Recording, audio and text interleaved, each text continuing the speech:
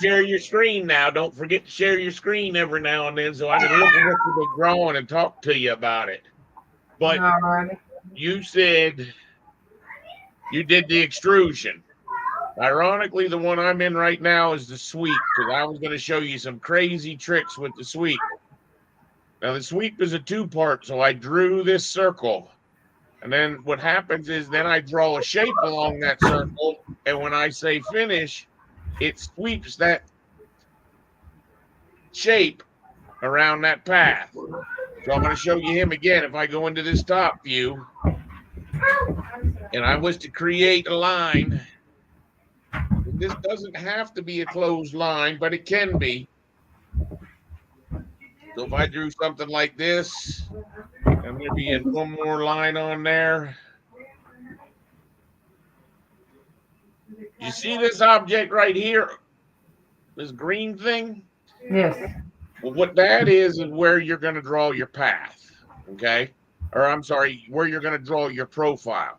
So if I wanted to then finish on my path, I got to do a second part. I got to draw a path, see sketch path, and then I got to draw a profile. Okay. That's what makes him so confusing for most people. So what we have to do is, now the idea is, if you remember from the last time, we made all those profiles so that we could put them in all of those wall sweeps and roof fascias and those kinds of things. Mm-hmm. That's a lot like what this is. It's the same idea. So I could bring a load of profile, either push another family in here that's a profile family, or I could just edit the profile. If I edit the profile, what's going to happen is it's going to put me on this plane right here. So when I'm drawing a circle, can you see how it drew it at that angle? Being ready to be swept around that path. See how it's drawn perpendicular to that path. Now, what can happen to you sometimes is you may not want to draw it in this view. Well, we can't seem to move this thing unless we delete all objects off of it. You won't be able to delete these objects. You can select them, but you can't delete them. But what you would find is I can now grab this thing. Let me get back to it. Let's see. You should be able to grab these and move it. It's telling me the sketch is empty. Let me put that thing back in there. If I put that circle back in there and I say finish, what it's going to do is it's going to make like a spaghetti noodle. It's going to follow that path, that shape. Now, at any given time, I could double click on it, which is edit that sweep. I could double click on that shape. I could pick that shape, delete that circle, put one of these in here. And now you'd see that sweep is that shape.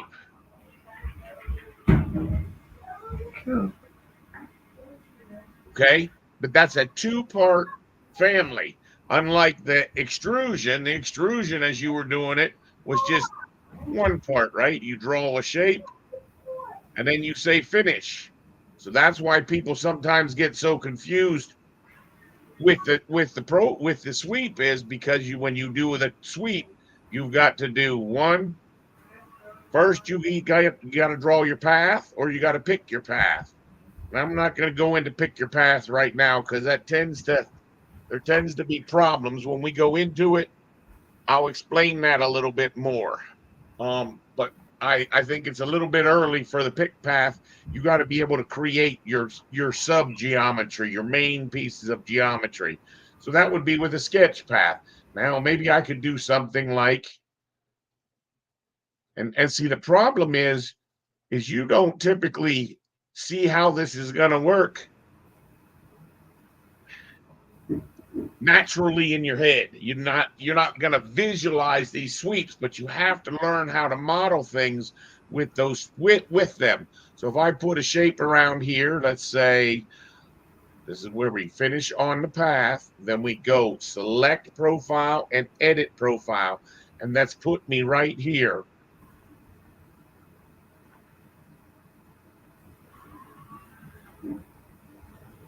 And you'd see it extruded that shape along that edge. Now, what I was playing with, this one right here, right? The reason I was playing with him, and I'm going to isolate, well, yeah, I'm going to isolate just him right now so that I can show you what my thought process was that I did not know for a long time, which is you can pick this guy and you can make him have trajectory segments. So what happens is this angle here, and I've never really figured out exactly how this angle works, but you notice how a second ago it was a circle. What this trajectory does is it divides it into segments. So if I put 15 degrees, Ooh. Do you remember? Do you remember the little boy giving up kisses for other children? Come on. you need to put her on and make her draw. Tell her she's got to sit down and draw.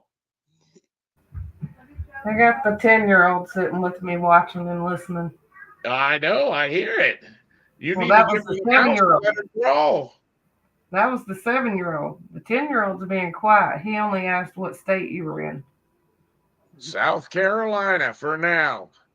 So you see what happens is that's one of the weird things about a sweep that most people don't know is because a lot of times we can't actually, people think that windows are curved. But what you find is the glass in the window's not actually curved. So what happens is it's really sometimes better for things to be faceted. And like I said, I'd like to look into more. See, so what this does is this makes you look like you've drawn it with all these little short lines, but it's actually controllable right here. This can be very beneficial in keeping your He family's said, "Yay." I knew he complex. And I think the other one that you haven't drawn then probably, and I'm going to go to this front view to do this one, is you probably haven't done any revolves. And the way the revolve works is really it's a two-part. First, you draw the boundary line. See it right up here? It says boundary line. First, you draw that boundary line, and then you draw an axis. That's why people don't draw these things because they're just like the sweep because they're two parts. It's just confusing them. And all this is going to do is this is like the axle of your wheel or an axle. It's going to spin this around this axis. So if I look at it over here, you should see something that appears to be a flat donut appear. See that flat donut? And if you wanted it to be a real donut, what you'd do is you would take this and we'd say, oh, here's a real donut. But I'm sure the person sitting with you says, well, what the heck is a donut without icing? So we're going to put a little bit of icing on this thing. Let's try a real crazy one, which is that one out there. What we can do is people say you can't draw fireproofing on steel beams. This is how I end up doing that. When I sweep that around, see how it now looks like I frosted that donut? nice. And see, what I need to do is what I was hoping to do with everybody drawing was be able to say, okay, here's a picture of what I want you to draw. And whoever draws it first wins the point. And at the end of the night, we get a first place winner and a second place winner. And third place gets the booby prize. Would you be interested in playing that game? Sure. All right, we'll get some practice doing the extrusion, the revolve, and the sweep. Now, the last one that's on there, this is where I just get to rant a little bit about Autodesk, is this swept blend. I want you to use that never, never, because it doesn't work. It's been broken. It's always been broken. Autodesk has never fixed it. It bloats your family size, which we're not going to allow you to do.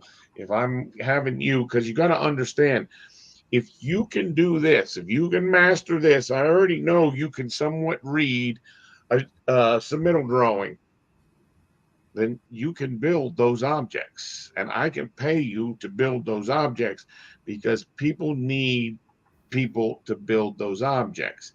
Now, here's the nice thing about if you learn to be a family builder, it's not like a 40-hour a week job. What I envision is I envision a list of families I need built, and you say, I want to draw one or two of them. Maybe even, maybe even go through them and say, this one I think I can handle, this one I've seen before. But the idea is instead of actually working on the project, what you're doing is supporting the project by building family content. And that is definitely a position that allows you to like sort of fit overtime in where overtime exists. Because, like I said, can you imagine if I had a bunch of families, 80 families that I needed drawn, and I said, Ginger, everyone you take and draw, you'll get paid for. You don't have to take any. You can take one, you can take two. Now, granted, when we're getting this up and off the ground, it's, like I said, if we're going to try to do that facilities management model, I would say we have to build about 120 families that are complex families. And we need to look good for the facilities manager so that we can put that data on. And you know what data I'm talking about because it's tell me a little bit about the submittal data that the closeout package for the equipment. What do you put together? So for equipment, we would put together their installation and operation manual, Uh-huh. any certifications that came with the equipment, Uh-huh. maintenance information. Uh-huh. All Maybe a that. vendor? A what? A vendor? It's You usually on vendor there. with? No? Not like our direct vendor, but their vendors usually on that information already. Gotcha. Yeah, I was just curious if they need to order a replacement one, do they end up typically coming back through you or another mechanical contractor to do that? I'm not sure what they do. I don't think they come back through us, but all that information to order that stuff is in that pack that goes in the turnover package. Gotcha.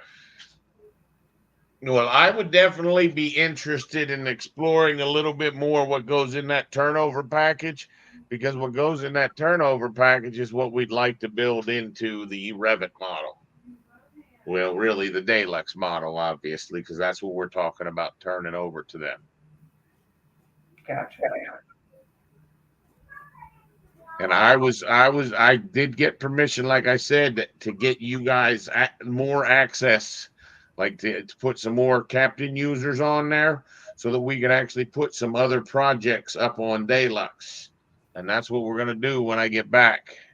But my thought was, and what I wanted to do tonight was I basically just wanted to basically play in the sandbox and see if I could give you a picture of something, how you would build it. Hey, can I say something real quick? Do it. I was asking people. I was asking someone at work there, and she was good in Revit, but she said she just doesn't know how to make families. So that's a good thing to know how to make families. So, because she's great in Revit, but she just didn't know the families, and the families are really important. So she'll learn them, but so it's a good thing to know. Yeah. Well, like I said, what I think is an advantage for us is I think that building those families could be something you could do without getting super engaged in the job. And the idea is you got to be so careful how you add people to a job, because it takes a lot of effort to get someone up to speed with the actual job. So let's say it takes me 15 hours to get you up to speed with the job, and we only have 2 weeks for you to work on it, and you're only going to get 12 hours into the job. What happens is very quickly, the advanced user or the person who's the main person on the project spends more time trying to get some help to do the job, do the part of the project than it actually would take to do it. However, with families, that's not normally the case. With families, you can assist someone on their job by just simply helping them make those families that they're going to need for the project. Yeah. Oh, yeah. Because there were families I could have used, definitely. Yeah. Well, and more importantly, part of what I see as a valuable service that we can provide as well, beyond not, we're not talking about the facilities management model, but I would say that most jobs are plagued. Their main problem is 10 or 15 families that are on that project. In other words, because they didn't know where to go for that family, they went to the internet or somewhere, and they've got some bad family that's of real big size, causes their project file to bloat. This is such a common problem. And see, what I would say that I could easily do if you guys were like, listen, I want to draw, I want to make some money. I'm willing to commit for 20 days, 60 days, 90 days, some kind of commitment where you want to do it. What I would be willing to do is to get a file from a company and go in there and clean that file up. Now, ironically, that's where we're at right now is we need to clean up these files from the architect on the current project because the ceilings have all changed again. What no one seems to understand, and believe me, you just aren't going to understand this unless you actually work in the BIM. Okay, if you're a supervisor of BIM, you're not going to understand that every time they give you that update, we have to clean that file. And that's what I plan on covering on Sunday because that's what we actually need to do for the job. And I'll be honest with you, if there's any more revisions on the casino, Mike would probably be glad to have you clean the file. The problem is no one knows that this job exists. But if you don't do this job, then you end up with the problem that fire protection and framing and electrical all ran to on this project. If you don't control your files, they'll control you and you'll never get them done. Okay.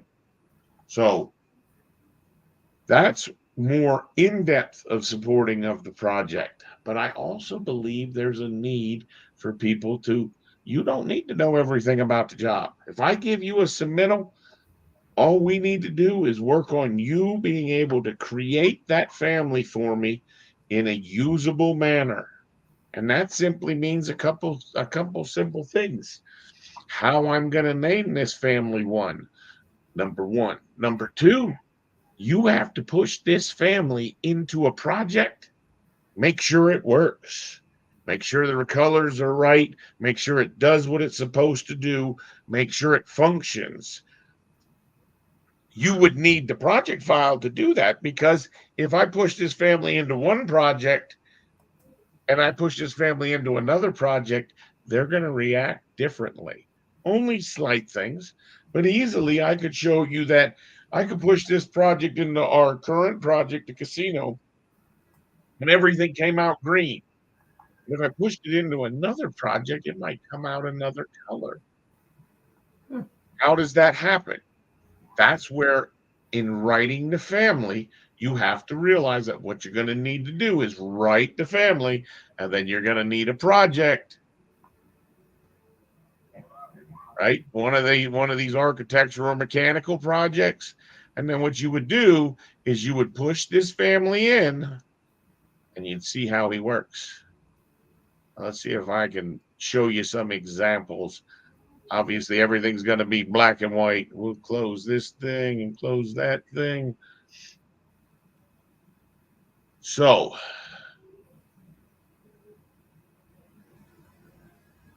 let's go to a 3D view of this.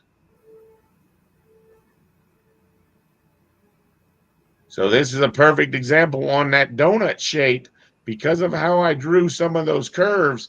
Do you see how I've got these disappearing edges? Mm-hmm. Right?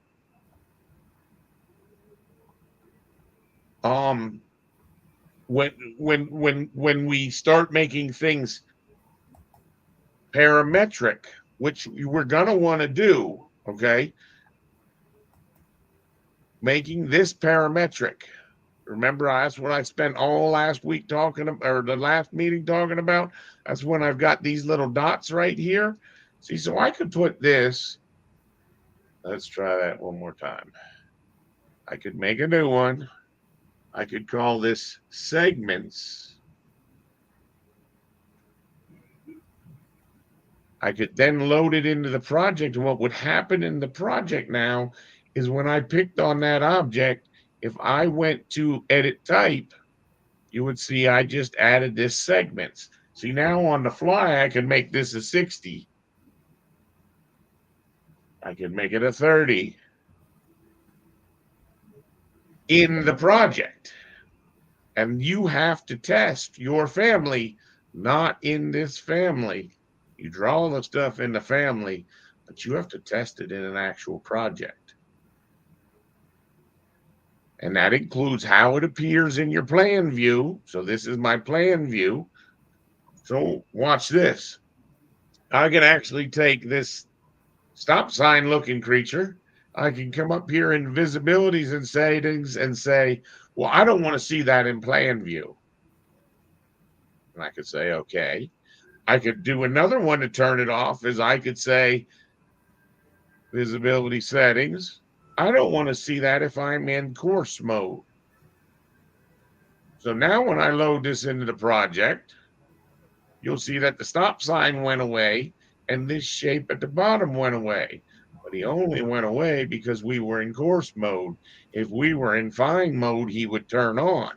So what I'm trying to show you is there's a certain level of complexity in the families. I will tell you, very few people know as much about families as I've tried to show you because most people can't make the families. It's where the things start to fall off the track. And the people who actually can write the families have worked with the software companies and actually make software, like in Gaylor's example. And what it causes them as a problem is they don't know how those families are written. They don't know exactly how to use them. Okay. It's like the families get over complicated because we have to keep that family friendly enough for the average user.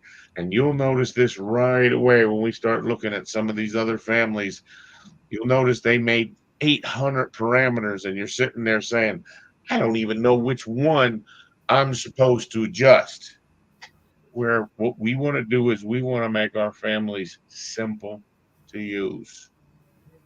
And number two, you would think right now, well, Brian, what families am I supposed to make? Well, because I harvested these families from lots of projects, we could see some of the most common families that are needed. And I'll tell you, some of the most common ones are the ones in your restroom, in your bathroom. There's showers, hot water heaters, lavatories, sinks. But what people have done is written families that aren't too friendly in how they work. And what we want to do is we want to make those families friendly so that the people who can only draw in a Revit project, what would you call those people, Misty? You have any idea what you'd even call? We need to come up with a name for someone who just does project work because that's most people.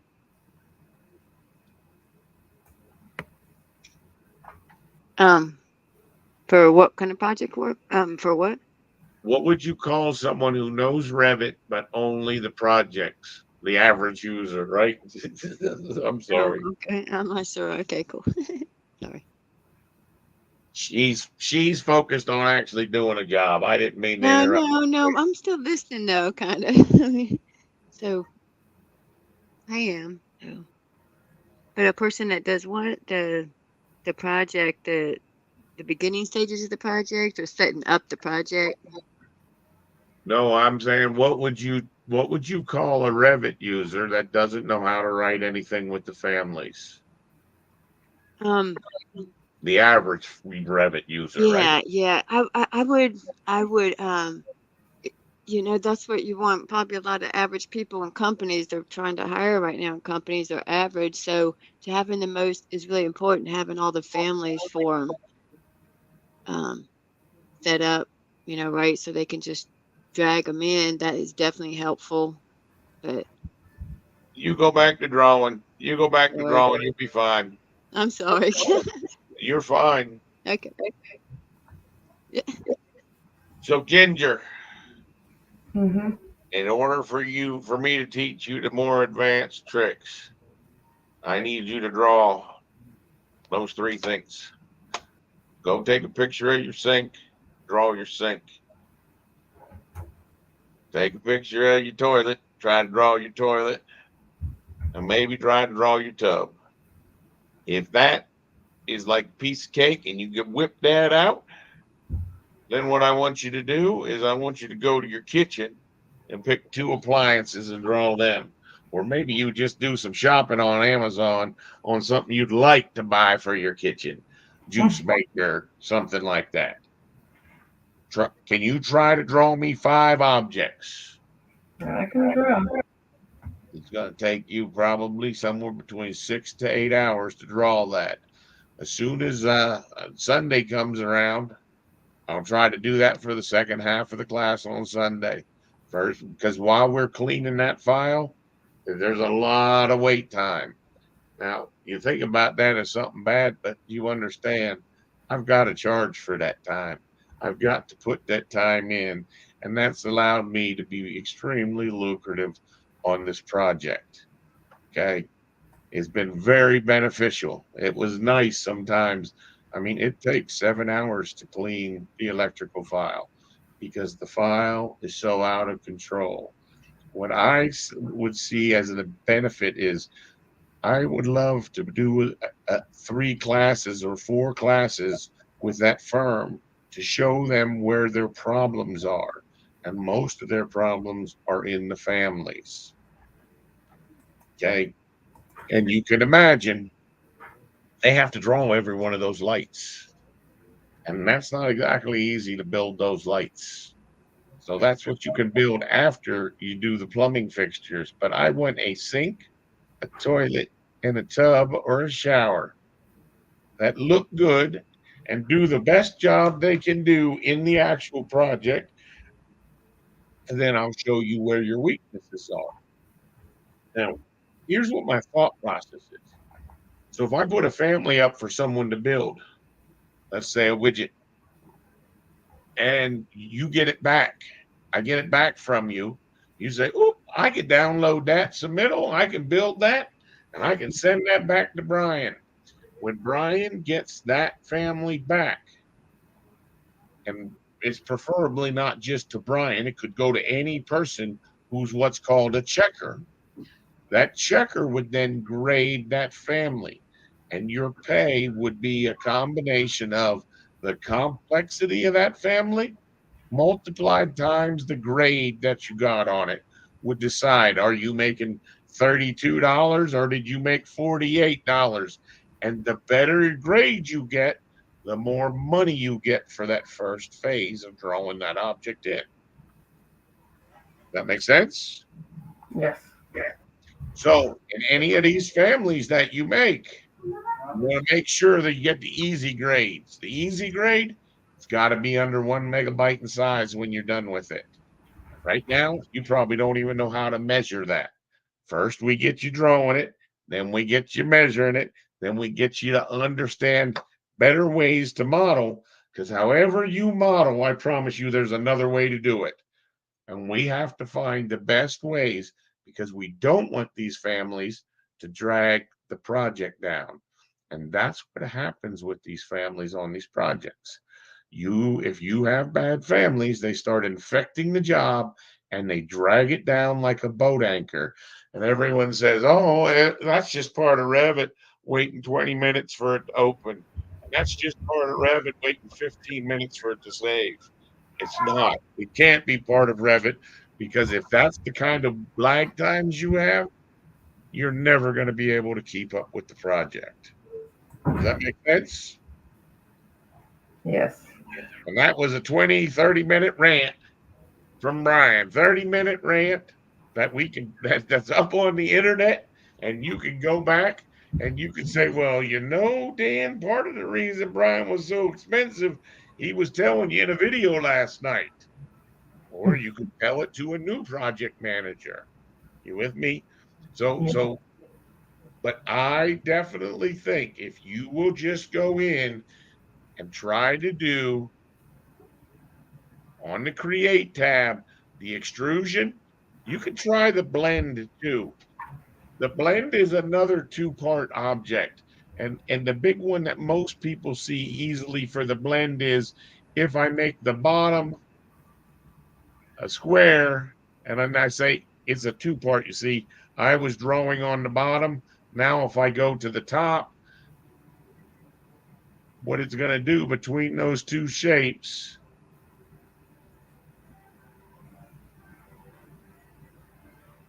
is it's going to turn the one shape into another. And this is very typical. People draw that and they say, I just want a transition, and that's not a transition. Well, for anyone that's watched this long, I'll tell you all you had to do from here is you have to go into that top, and all you need to do is put a little break at each one of these corners so this thing knows where to connect into, and now that transition will look much more realistic.